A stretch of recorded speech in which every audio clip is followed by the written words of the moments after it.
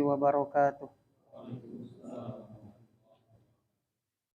Innal hamdalillah nahmaduhu wa nasta'inuhu wa nastaghfiruh wa na'udzu billahi min syururi anfusina wa sayyiati a'malina.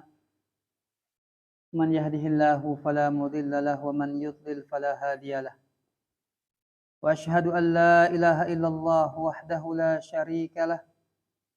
Wa asyhadu anna Muhammadan abduhu wa rasuluh. Ya ayyuhalladzina amanu taqullaha haqqa tuqatih wa la tamutunna illa wa antum muslimun. Allahumma salli wa ala alihi wa ashabihi wa man tabi'ahum bi ihsanin ila yaumiddin.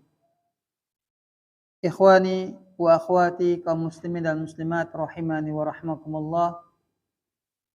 Puji syukur kita kepada Allah Subhanahu wa taala atas nikmat hidayahnya, Islamnya, iman yang Allah berikan kepada kita.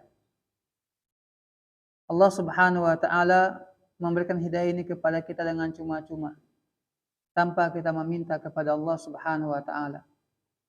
Kalau kita lihat di antara para sahabat Nabi sallallahu alaihi wasallam seperti Salman Al-Farisi, bagaimana perjuangan beliau mendapatkan hidayah Islam ini sampai menjadi seorang budak yang diperjualbelikan dan dipukul oleh tuannya. Hingga akhirnya Allah Subhanahu wa taala memberikan kepada beliau hidayah Islam. Tapi Allah Azza wa Jalla berikan kepada kita tanpa kita meminta, tanpa jerih payah yang kita harus lakukan. Oleh sebab itu Allah Subhanahu wa taala mengingatkan kepada kita, wala tamutunna illa wa antum muslimun. Dan janganlah kalian meninggal dunia kecuali tetap di atas Islam. Maka ikhwani wa akhwati rahimani wa rahmakumullah, inilah tekad kita yang harus kita lakukan, bahwa Islam ini harus kita pegang teguh sampai kita bertemu dengan Allah Subhanahu wa taala. Selawat dan salam untuk Nabi kita Muhammad sallallahu alaihi wasallam. Allahumma salli wa sallim ala nabiyyina Muhammad. Ikhwani wa akhwati rahimani wa rahmakumullah. Kita berada di majlis ilmu ini, majlis ta'lim, tentu berharap Allah Subhanahu wa taala berikan kepada kita pahala yang besar dan juga keutamaan-keutamaannya. Tentunya ikhwani wa akhwati, sangat penting bagi kita untuk menjaga keikhlasan. Menjaga keikhlasan kita karena Allah Subhanahu wa taala. Karena Nabi kita Muhammad sallallahu alaihi wasallam bersabda, "Innallaha la yaqbalu minal amali illa ma kana lahu khalisan wa butughiya bihi wajhuh." Sesungguhnya Allah Subhanahu wa taala tidak akan mau menerima suatu amalan kecuali amalan tersebut benar-benar ikhlas, murni karena Allah dan mengharapkan wajahnya. Maka inilah yang harus kita lakukan, yaitu memperbaiki niat kita, menjaga hati kita, bahwa amal soleh kita kerjakan karena Allah Subhanahu wa taala, termasuk juga beradanya kita di sini mengajar ataupun belajar, kita berharap Allah Subhanahu wa taala menerima amal soleh kita, ikhlas karenanya. Ikhwani wa akhwati, insyaallah kedepannya kita akan membahas tentang fikih muamalah. Dan ini salah satu fikih yang sangat penting untuk kita pelajari. Terkadang banyak di antara kaum muslimin yang dia belajar salat, belajar puasa, dan ibadah-ibadah lainnya, tapi lupa dia bahwa ternyata agama kita juga mengajarkan kepada kita muamalah, bagaimana kita bergaul, bermuamalah sesama manusia. Karena banyak di antara orang yang salat, yang puasa, ketika tidak memahami masalah ini, maka jatuhlah kepada perbuatan yang haram, tidak pernah mempelajarinya. Maka ikhwani wa akhwati, ya kita perlu mempelajari fikih muamalah ini. Dan para ulama kita ketika membahas fikih muamalah, maka yang pertama kali mereka bahas ialah kitabul buyu', tentang bab jual beli, tentang bab jual beli. Kenapa ikhwani wa akhwati rahimani wa rahmakumullah, para ulama sangat memperhatikan bab ini. Bahkan ketika membahas, kita sebutkan tadi tentang muamalah, sebagian besar di antara mereka memulai dengan kitab al-buyu', tentang jual beli, seperti al-Imam Al-Asqalani, Ibnu Hajar Al-Asqalani dalam kitab beliau Bulughul Maram ini, beliau membahas masalah taharah, masalah puasa, masalah salat, masalah haji. Maka beliau bahas berikutnya adalah tentang masalah kitabul buyu'. Umar bin Khattab radhiyallahu anhu pada zaman beliau, Tidak dibolehkan orang berjual beli di pasar kecuali sudah mempelajari dan memahami tentang kitabul buyu, tentang bab ini. Subhanallah. Kita ma'asyiral muslimin wal muslimat, yang penting ada modal jalan tanpa memahami hukum-hukumnya. Ini pula yang banyak terjadi, akhirnya orang melanggar banyak sekali aturan dalam agama kita tentang masalah kitabul buyu ini, tentang jual beli ini. Allah Subhanahu wa taala mengatakan wa halallahu al-bai'a wa harrama riba. Allah menghalalkan jual beli dan mengharamkan riba. Ini salah satu dalil yang menunjukkan disyariatkannya dan dibolehkannya jual beli. Ini ayat turun ketika orang-orang ya kafir, orang-orang yang rakus dan tamat terhadap dunia, mereka itu mengkritik tentang larangan riba. Larangan riba. Apa kata mereka? Kalian kan jual beli kan begitu juga. Kalian beli modalnya 20.000, kalian jual 30.000. Kan termasuk ada tambahan di situ. Karena riba kan artinya berbunga, ya bertambah. Dianggapan orang-orang Quraisy bahwa setiap yang bertambah maka termasuk daripada bagian riba. Maka Allah menegaskan bahwa jual beli tidak termasuk riba. Dan Allah menjelaskan dengan panjang lebar ataupun Nabi Muhammad dalam hadis-hadis beliau tentang masalah jual beli ini. Maka ikhwani wa akhwati, ketika kita mempelajari bab ini, bukan hanya sekedar kita terhindar daripada maksiat ataupun dosa. Tapi yang paling penting adalah ketika kita mempelajari bab ini, kemudian kita amalkan dalam kehidupan kita sehari-hari. Meskipun nanti kalau kita baca lagi, nanti kita bahas, ternyata apa? Selama ini sudah kita amalkan, tapi nggak berdasarkan dengan ilmu. Tapi setelah kita belajar, kemudian kita mengamalkannya dalam muamalah kita sehari-hari, ini akan berbuah pahala di sisi Allah Subhanahu wa taala di setiap jual beli kita. Ikhwani wa akhwati rahimani wa rahmakumullah. Dalam kitab ini ya Al-Imam Ibnu Hajar beliau membahas ya tentang bab syuruti yani al-buyu' wa ma naha anhu minhu. Wa ma nuhiya anhu minhu. Bab tentang syarat-syarat jual beli dan apa yang dilarang daripadanya. Ya. Hadis pertama daripada Rifa'ah bin Rafi', sahabat Nabi sallallahu alaihi wasallam, anna Nabi sallallahu alaihi wasallam, ini bisa Pak? Sama ya? Oh, di atas. Oh. Begitu Pak. Hah? Ini Pak.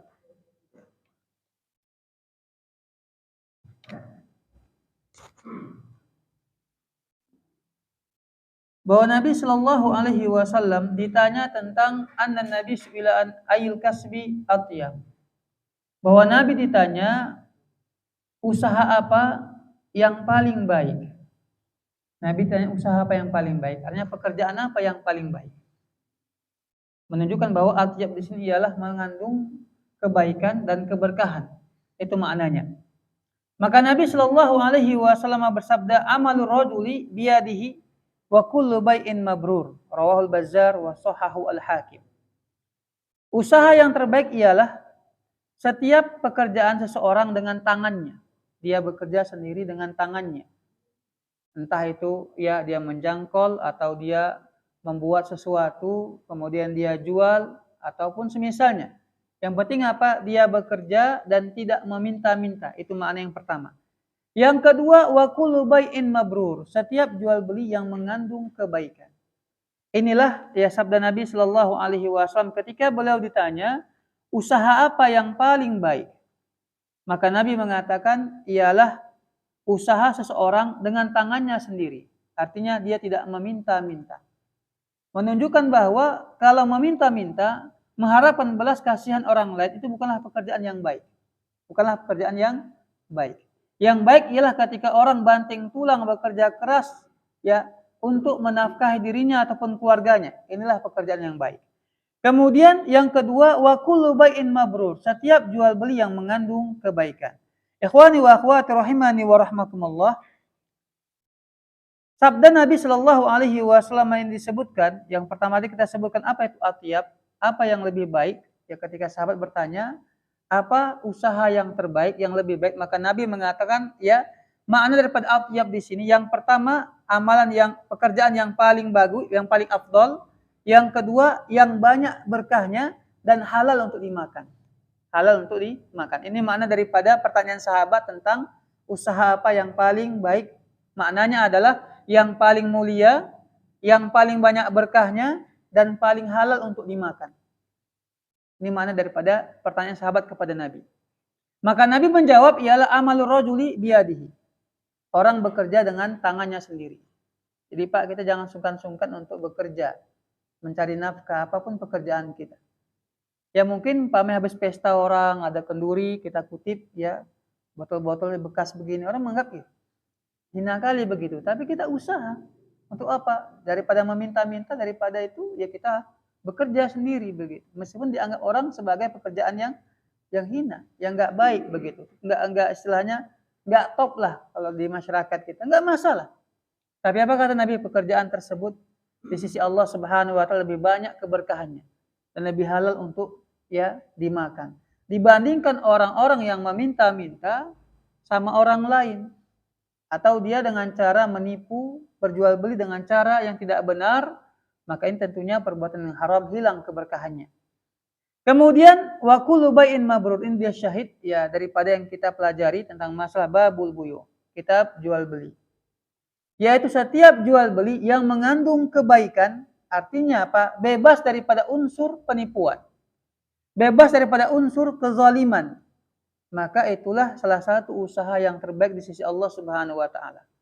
Berarti ikhwani wa akhwati rahimani wa rahmakumullah, seperti yang kita sebutkan tadi, bahwa jual beli kita pun bisa mendapatkan pahala ketika kita mengerjakannya.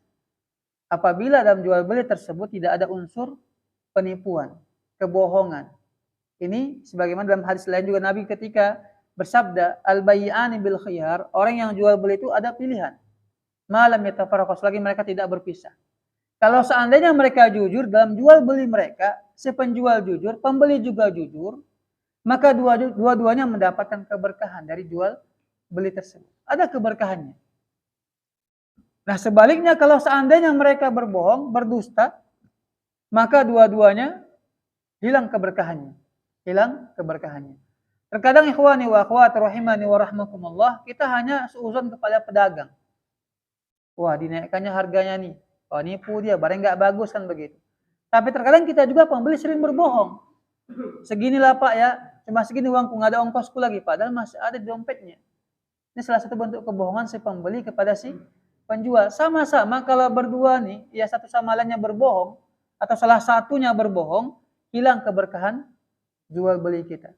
Kalau memang nggak sanggup kita membeli barang itu dengan uang yang kita miliki, tinggalkan, cari barang yang lain. Untuk apa kita berbohong? Untuk apa kita berbohong karena ingin mendapatkan harta tersebut yang ingin kita beli.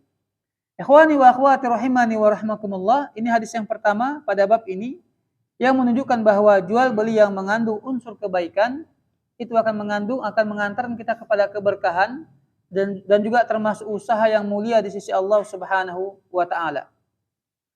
Kemudian hadis yang kedua ya, pada bab ini ialah hadis Jabir bin Abdullah radhiyallahu anhuma annahu sami'a Rasulullah sallallahu alaihi wasallam yaqulu amal fathi.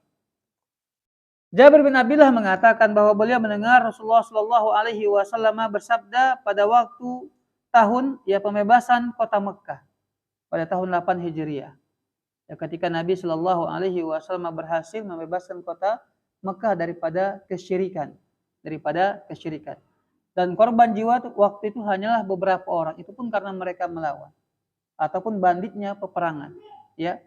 Dan Nabi sallallahu alaihi wasallam kalau kita membaca sejarah, ya, yang terbunuh di tangan Nabi itu cuma satu orang, ya, cuma satu orang daripada kalangan Quraisy. Itu pun dia datang menantang pada perang Uhud, ya, ketika Nabi berada di atas bukit Uhud, dan Nabi hanya melempar, ya, anak panah yang nggak ada ujungnya, terkena bagian lehernya, guling-guling dia jatuh ke bawah. Ketika hendak dibawa ke Mekah, dia meninggal di jalan.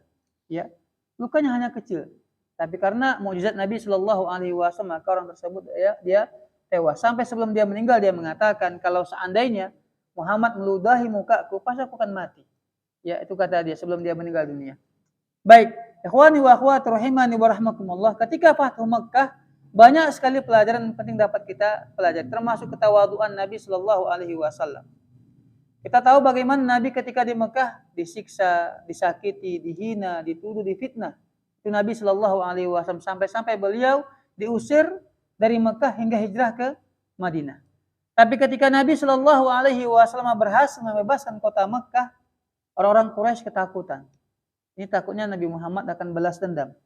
Tapi apa yang terjadi? Nabi katakan, idhabu fa antumut talaqa. Pergilah kalian semuanya bebas. Beliau mengajarkan kepada kita bagaimana pentingnya memiliki sifat pemaaf, ya, memaafkan kesalahan orang lain. Meskipun dia zalimnya begitu keras kepada kita, ya, tapi kita diperintahkan untuk memaafkan kesalahan-kesalahan orang. Sehingga ya kalau kita pelajari bagaimana keutamaan ini memaafkan orang lain, di antaranya ini salah satu penyebab Allah mengampuni dosa kita. Begitu pula Allah memasukkan kita ke dalam surga dengan cara memaafkan kesalahan orang lain. Ikhwani wa akhwati rahimani wa rahmakumullah. Apa sabda Nabi Shallallahu Alaihi Wasallam pada waktu pembebasan kota Mekah? Beliau bersabda, Innallaha wa rasulahu harrama bai'al khamri wal maitati wal khinzir wal asnam. Sungguhnya Allah Subhanahu wa taala mengharamkan jual beli khamar dan bangkai, wal khinzir yaitu B2, bahasa kita ya, bahasa Medan B2 ya, wal asnam dan juga berhala, patung. Ini 4 perkara yang Nabi sebutkan dalam hadisnya, bahwa Allah dan Rasulnya melarang, mengharamkan kita menjual. Yang pertama khamar, apapun bentuknya. Kontak Pak ya. Ini Pak.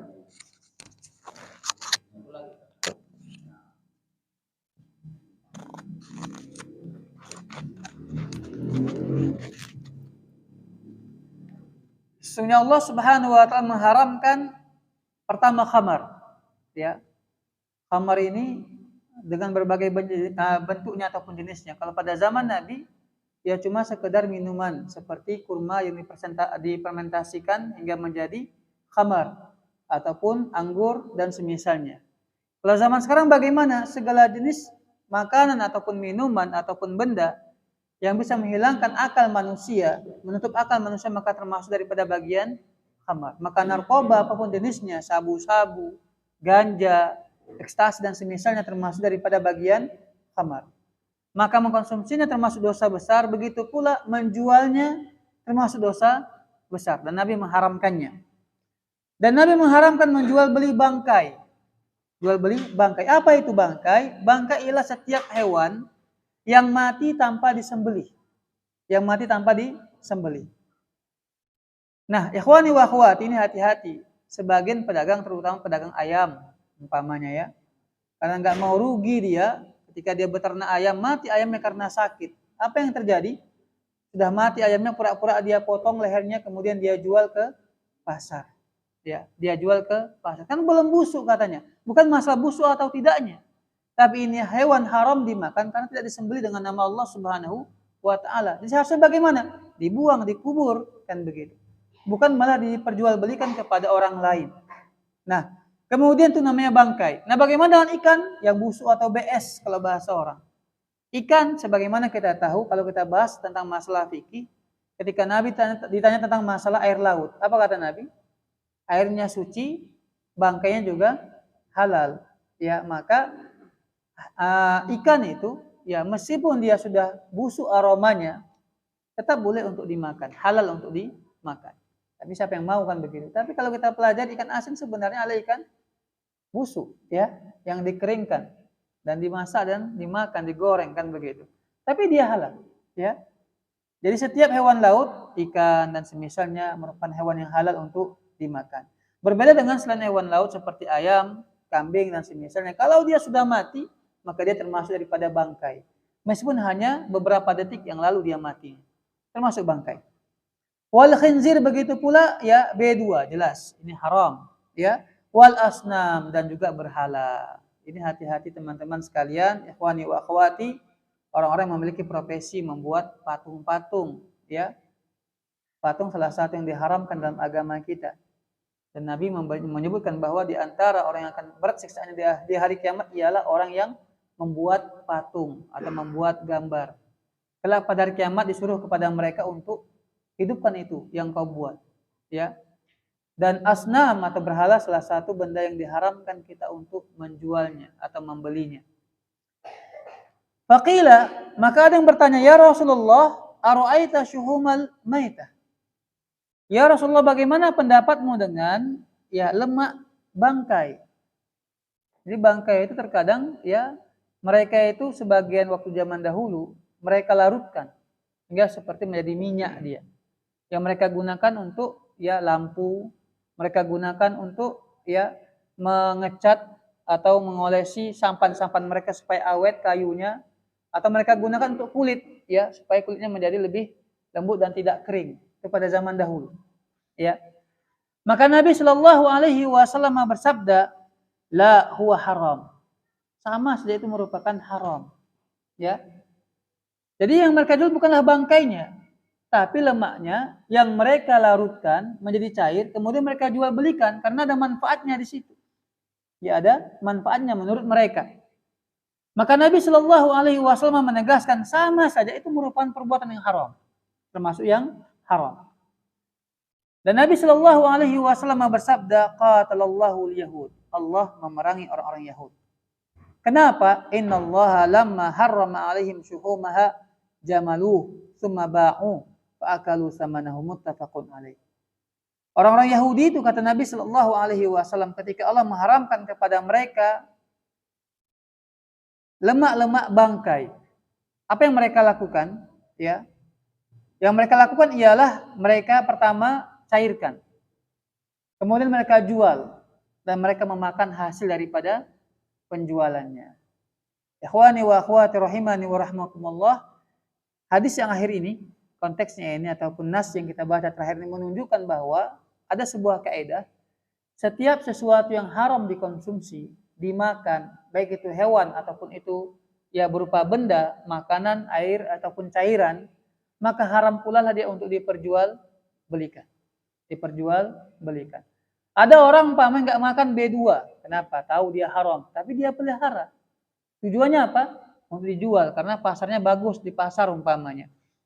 Ada orang umpamanya dia nggak mengkonsumsi narkoba, ya, tapi dia menjualnya dengan alasan apa? Mencari nafkah.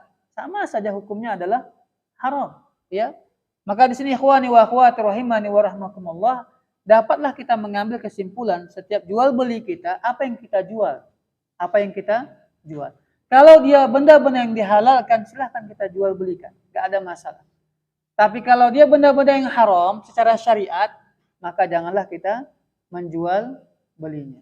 Ya, masih banyak barang-barang yang bisa kita jual. Ya, seperti umpamanya hal-hal nggak bermanfaat mungkin ya di masyarakat kita diperjualbelikan, ya seperti mungkin rokok kan begitu ya. Tapi ada manfaatnya. Ya secara umum kalau kita lihat di rokok itu kan ada tulisan di situ. Rokok membunuhmu kan begitu, menunjukkan bahwa itu benda yang berbahaya. Kenapa kita biarkan orang untuk mengkonsumsi benda tersebut? Ya meskipun nanti kalau dibahas ada saja nanti ya yang mengatakan bahwa sebagian ulama mengatakan makruh dan semisalnya. Oke lah, ya. Paling tidak makruh itu artinya adalah sesuatu yang Allah benci. Kenapa kita melakukan sesuatu yang Allah benci kan begitu? Bukankah selama ini kita berharap hidup kita ini selalu mencari ridha Allah kan begitu? Selalu kita ucapkan. Kita mencari ridha Allah Subhanahu wa taala, itu selalu kita ucapkan, kita gema-gemakan. Tapi kenapa kita berbuat sesuatu yang Allah benci kan begitu? Anggaplah umpamanya ada orang mereka yakin bahwa rokok itu hukumnya adalah makruh. Oke lah makruh. Kalau khamar semuanya sepakat hukumnya adalah haram. Kalau khamar, tapi makruh ada perdebatan di antara kaum muslimin di Indonesia. Ada perdebatan di situ. Kalaupun mereka menganggap bahwa hukumnya adalah makruh, oke lah. Ya. Tapi makruh ketahuilah artinya adalah yang Allah benci. Ya Allah benci. Yang seharusnya kita berusaha menghindari segala sesuatu yang Allah Subhanahu wa taala benci. Jangan kita lakukan. Ikhwani wa akhwati rahimani wa rahmakumullah.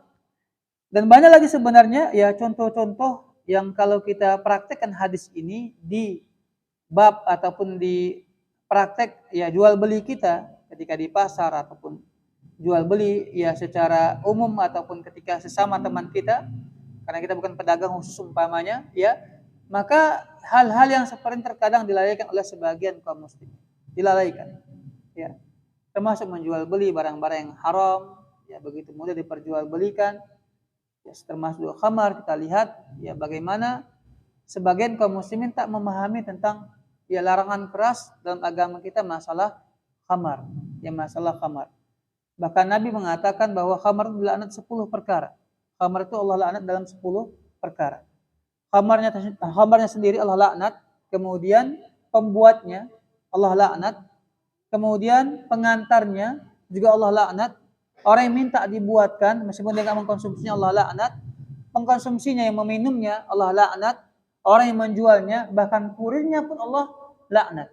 Semuanya mendapatkan laknat di sisi Allah Subhanahu wa taala gara-gara khamar ini.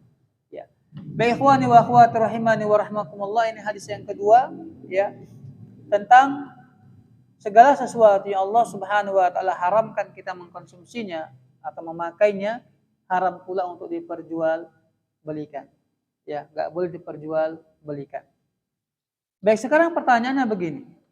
Jelas ya kalau umpamanya mohon maaf B1 anjing ya ataupun B2 itu kan haram dimakan. Maka diperjualbelikan itu juga haram dimakan. Dan setiap hewan yang haram dimakan, haram pula diperjualbelikan. Itu sebuah kaidah. Maka kalau seandainya kita mau menjual sesuatu, terutama hewan, coba kaji terlebih dahulu, apakah ini hewan halal ataupun haram. Kalau dia halal, silahkan kita menjualnya. Tapi kalau dia haram, tahan diri kita. Masih banyak yang bisa kita jual. Ya. Nah, pertanyaan sekarang ini ialah jual beli kucing. Ini salah satu yang banyak dipertanyakan. Apa hukumnya? Bukankah kucing ini termasuk hewan yang haram kita makan? Termasuk hewan yang haram dimakan. Itu kucing, ya. Karena apa? Karena termasuk di antara hewan yang buas. Dia memiliki taring dan kuku yang dia gunakan untuk memburu mangsanya. Kalau kita kaji nanti tentang masalah makanan, akan kita bahas juga nanti insya Allah ya, tentang masalah makanan. Maka setiap hewan yang memiliki taring ataupun kuku yang dia gunakan untuk berburu, maka dia haram hukumnya untuk kita makan. Dan kucing masuk pada bab ini. Maka termasuk hewan yang haram untuk dimakan. Nah, setiap hewan yang haram dimakan, ya, maka segala sesuatu dari dia termasuk air liurnya, termasuk juga ya air seninya, kemudian juga termasuk juga kotorannya itu najis. Itu najis. Berbeda dengan hewan yang halal dimakan seperti kambing.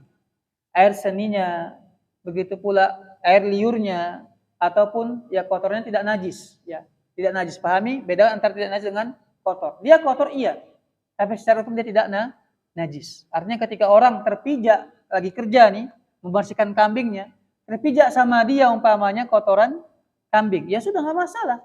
Kan begitu. Mungkin dia bisa bersihkan nanti kan begitu ya. Tapi kalau umpamanya terpijak sama dia kotoran, mohon maaf B1, segera dia harus bersihkan.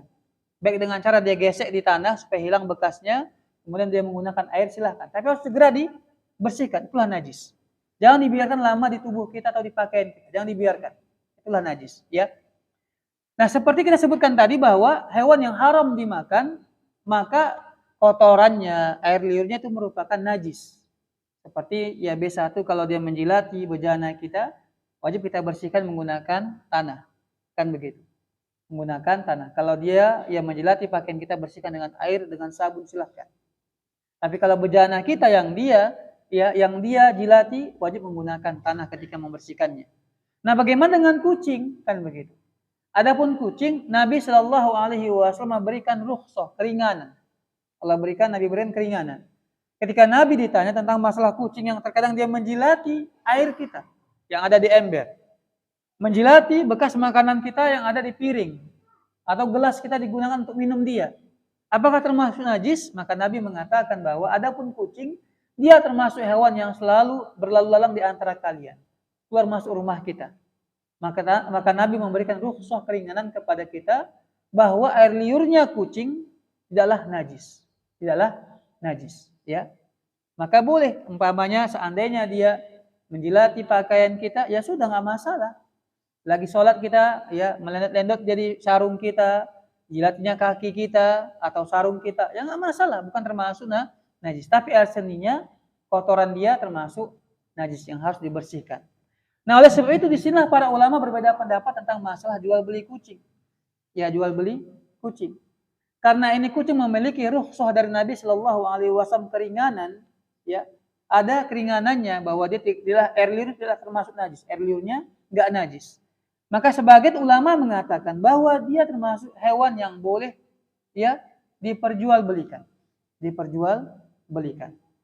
Nah, bagaimana dengan hadis yang mengatakan ketika Jabir salah seorang sahabat Nabi ditanya tentang jual beli al-kalb, ya anjing dengan jual beli kucing. Maka beliau menjawab, nah Rasulullah Shallallahu Alaihi Wasallam an dzalika, bahwa Nabi melarang hal demikian. Nabi melarang hal demikian. Nah, di sini para ulama menjawab bahwa tambahan sanur di sini, kalimat sanur artinya adalah kucing, itu tambahan yang dhaif. Ya sebenarnya yang sahih hadisnya adalah Nabi melarang jual beli anjing saja. Itu pertanyaannya, ya. Bahwa Nabi ketika ditanya tentang masalah jual beli, ya B1 beliau dengan tegas mengatakan bahwa Nabi melarangnya. Adapun tambahan jual beli B1 dengan kucing, tambahan kucing di sini kata para ulama hadis termasuk Imam Tirmizi merupakan tambahan yang lemah, nggak sahih dia tambahannya. Maka di sini para ulama ya meskipun berbeda pendapat mengatakan bahwa tentang kucing maka dia ya dibolehkan dalam jual belinya. Kemudian yang kedua, bahwa kucing di antara hewan yang memberikan manfaat kepada manusia, memberikan manfaat. Ya, kenapa? Di antara manfaat kucing adalah dia bisa mengusir dan mengurangi tikus ya di rumah kita. Kita tahu bahwa tikus itu termasuk di antara tentara setan ya, tikus ini termasuk tentara setan dan kita sangat dianjurkan untuk membunuh tikus. Karena tikus ini salah satu hewan yang suka merusak pakaian kita, lemari kita, rumah kita. Kemudian juga yang suka menyebarkan penyakit dari kotorannya. Itulah tikus. Ya. Makanya Nabi perintahkan kepada kita untuk membunuh tikus. Dalam arti kata kalau membunuhnya termasuk ibadah, ya. Karena Nabi memerintahkan kepada kita untuk membunuhnya. Dan salah satu ya cara saya pernah juga baca itu artikelnya, salah satu cara untuk menghindari agar rumah kita jauh daripada tikus ialah adanya kucing di rumah kita. Itu salah satunya mungkin ya. Ya meskipun kita lihat hari ini mungkin kucing pun takut sama tikus begitu ya, saking besarnya tikus pada hari ini gitu. Iya. Tapi sebenarnya secara umum memang iya, secara umum ya, bahwa di antara manfaat kucing ialah bisa mengusir ataupun mengurangi tikus yang masuk ke rumah kita. Wallahu taala alam. Di sini ikhwan sekali lagi ada perbedaan pendapat di antara para ulama. Kalaupun ada yang mau mengambil pendapat haram ya silahkan. Ya silahkan.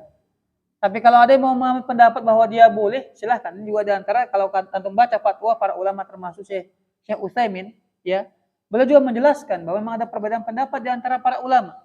Maka ujung-ujungnya adalah siapa yang merasa nyaman dengan fatwa yang mengatakan boleh, silahkan. Kalau dia butuh. Ya kalau dia butuh. Terkadang ada orang yang kesepian, sendirian, ingin punya teman, ingin punya peliharaan, teman bicara. Siapa teman bicaranya? Kucing. Begitu. Ada yang begitu tipe orang. Ya. Karena mungkin di rumah suaminya sibuk kerja. Dia sendirian di rumah. Ya. Akhirnya bagaimana? Pelihara kucing lah dia, ngasih makan, ajak bicara, begitu. Ada yang begini ya. Tapi kalau umpamanya ada yang beranggapan bahwa dia termasuk yang haram dijual belikan, ya silahkan ambil pendapat ini. Jangan dilakukan jual beli kucing. Ya kalau memang kita mau mengambil pendapat seperti ini. Wallahu taala a'lam. Ikhwani wa akhwati rahimani wa rahmakumullah. Berikutnya kita baca hadis ya. Hadis Ibnu Abbas ya. Ibnu Mas'ud radhiyallahu anhu. Beliau berkata, sami'tu Rasulullah sallallahu alaihi wasallam yaqul, "Idza ikhtalafa al-mutabayyi'an wa laysa bainahuma bainah, fal qawlu ma yaqulu rabbu sil'ati aw yatatarakani." Nabi sallallahu alaihi wasallam apabila penjual dan pembeli berselisih paham, berbeda pendapat dan tidak ada bukti di antara keduanya, ya, maka yang dipegang ialah perkataan pemilik barang, penjual, ya. Atau ya mereka saling meninggali ataupun mereka ya saling meninggali tidak jadi jual beli. Apa maknanya? Ikhwani wa akhwati rahimani wa rahmakumullah. Pertama kita beli, Pak, saya beli sepatu. Udah beli sepatu. Kata si penjual ini sepatunya bagus, nggak ada cacat, cantik, oke kita beli. Habis itu pulang kita, pas kita pakai, ya ternyata ada koyaknya atau lecetnya, begitu. Datang kita dan kita mengadu kepada ataupun komplain kepada penjual, Kita bilang, Pak, ini ada cacatnya nih, Pak. Gitu. Ternyata si penjual nggak terima. Oh, nggak bisa, Pak. Tadi Bapak pas bawa kan nggak ada cacatnya. Kita sudah tengok sama-sama barangnya. Kan begitu. Nah, di antara kedua ini, karena tidak ada bukti ataupun saksi di antara keduanya, maka yang dipegang perkataan siapa? Si penjual. Kita nggak bisa salahkan itu si penjual. Kenapa? Memang di awal sudah ada transaksi jual beli, melihat barang, ya, udah pas kita bayar, selesai jual belinya. Pas kita pulang ada cacatnya, udah lepas dari situ semuanya. Kecuali si penjual dia ikhlas dan ridha menerimanya. Pernah suatu hari Umar bin Khattab radhiyallahu anhu membeli seekor kuda. Dia beli, kenapa? Pas dia beli nampaknya kuda ini kuat. Larinya akan kencang. Ya. Udah dia periksa, oke, dibelinya. Dibeli oleh si Umar bin Khattab radhiyallahu anhu, ya, khalifah kaum muslimin. Pas dia bawa jalan, ya, tiba-tiba dia rasa ini ontanya atau kudanya ini ternyata kuda yang lemah. Nggak kuat larinya, nggak kencang. Bahkan nampak lemah.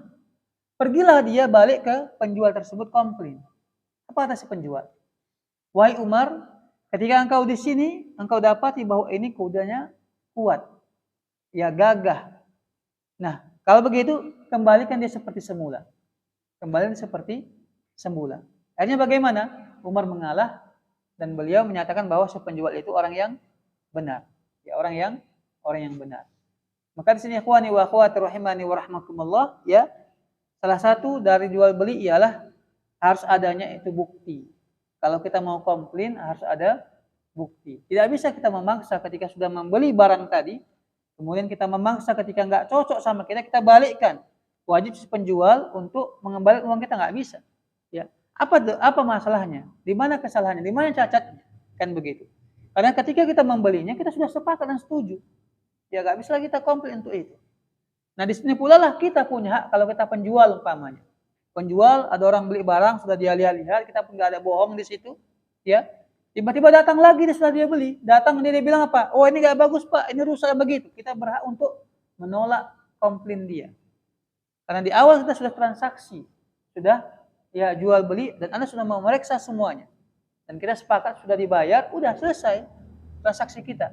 Adapun setelah itu ketika Anda komplain, nggak bisa saya terima komplain Anda. Kecuali memang kita yang bohong. Kalau kita yang bohong, lebih baik bagaimana? Kita yang bertaubat kepada Allah Subhanahu wa Ta'ala.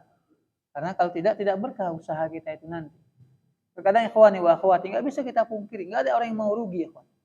Nggak ada orang yang mau rugi. Tapi ketahuilah bahwa berapalah rugi kita. Mungkin rugi kita kalau kita jual umpamanya sepeda motor, kerugian kita 1 juta mungkin. Mungkin kalau kita jujur. Tapi karena kita nggak jujur, akhirnya bagaimana? Selamatlah 1 juta ini. Nggak jujur kita menyembunyikan barang yang rusak ini. Ya. Tapi apa yang terjadi? Bisa jadi lebih daripada 1 juta harta kita hilang, hancur, nggak berkah. Karena kebohongan kita dalam jual beli. Dan ini bisa kita rasakan ya kawan sekalian. Bisa kita rasakan sebenarnya. Ketika ada kebohongan dalam jual beli kita, nampaklah hilang keberkahan dalam harta kita. Maka disinilah kepentingnya ya seorang muslim memahami ketika dia berjual beli, yang lebih diutamakan adalah kejujuran dan keterbukaan. Disebutkan dalam beberapa kitab ya sejarah Nabi Shallallahu Alaihi Wasallam. Kenapa? Ketika Nabi setiap beliau membawa dagangan Khadijah binti Khuwailid, ya, selalu mendapat keuntungan yang besar. Disebutkan bahwa Maisarah menceritakan bahwa Nabi ini orang yang sangat jujur. Ketika beliau berjual beli, dia terus terang. Kalau bahasa kita polos sekali begitu. Kalau umpamanya pedagang yang pemain begitu, kok polos sekali begitu. Tapi Nabi gak peduli. Apa yang beliau lakukan? Ini barangnya begini, harganya sekian, ada cacatnya di sini, silahkan mau beli atau enggak. Gitu. Dan Nabi sudah mengurangi harga dengan kecacatan ya barang yang beliau jual. Sehingga orang ketika datang ke tempat Nabi, mereka tertarik dengan Nabi Shallallahu Alaihi Wasallam, kejujuran beliau. Hingga setiap beliau usaha tijarah selalu mendapat keuntungan yang sangat besar, hingga membuat Khadijah tertarik kepada Nabi dan melamar Nabi Shallallahu Alaihi Wasallam. Maka di sini ikhwani wa akhwati, ya jual beli yang penting adalah kejujuran. Ya. Mungkin kita rugi karena kita jujur, tapi ketahuilah bahwa keberkahan di situ Allah berikan kepada kita. Azan ya? Belum Pak? Belum. Belum lagi. Baik. Ada salah satu kisah Muhammad bin Sirin, saya pernah cerita juga di sini. Ketika beliau seorang pedagang, dia ulama besar kalangan tabi'in, punya usaha madu. Punya usaha madu. Hingga suatu hari, ternyata pegawai dia, ya, ada salah satu gentong daripada madu tersebut masuk tikus, bangkai. Mati di situ. Tapi oleh ya pegawai dia dibuang tikusnya dan madu tersebut dicampurkan kepada madu-madu yang lain. Dibuang, ya dikemas, padahal seharusnya bagaimana? Dibuang itu madunya, tapi enggak. Tetap dia kemas, akhirnya tercampur, enggak tahu mana madu-madu yang sudah tercemar dengan najis bangkai tikus tersebut. Karena beliau sifat waroknya tadi takut beliau menipu kaum muslimin karena menjual madu sudah tercemar dengan bangkai. Akhirnya bagaimana? Beliau buang semua madunya. Beliau buang semua madunya.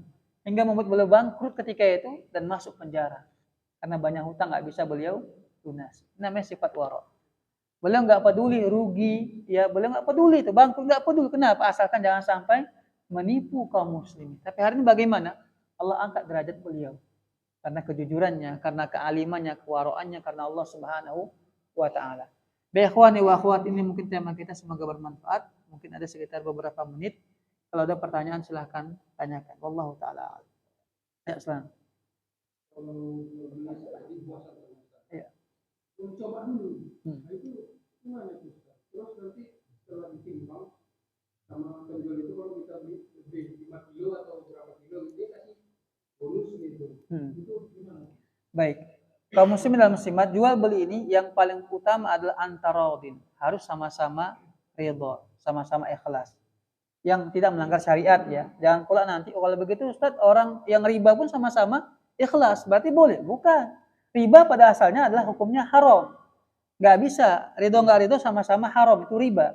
Tapi kalau jual beli seperti pertanyaan tadi, kalau sama-sama ridho, ya satu umpamanya ketika dilebihkan, nah nih saya tambah ya, dia ridho, nggak masalah.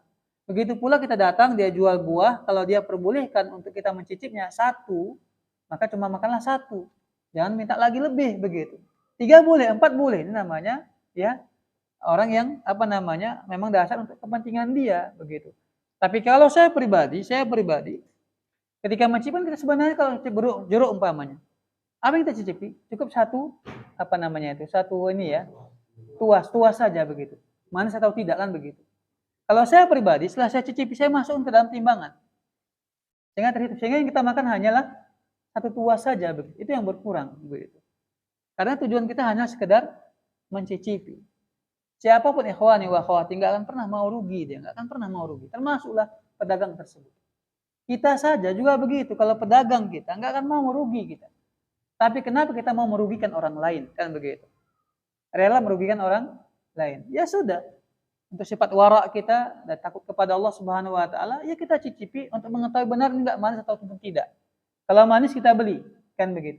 Ya udah letakkan saja bekasnya tadi yang sudah kita kupas masuk ke dalam timbangan kita.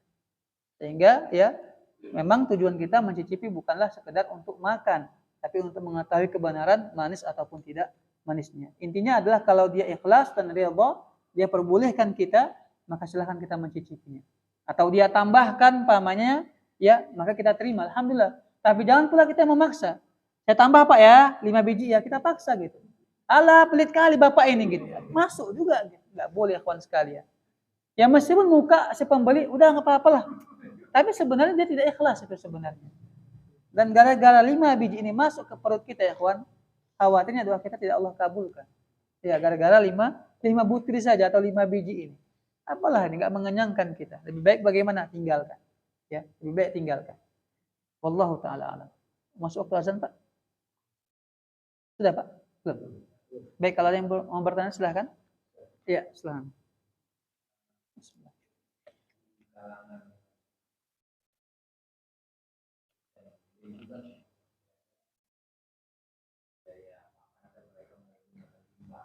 Iya.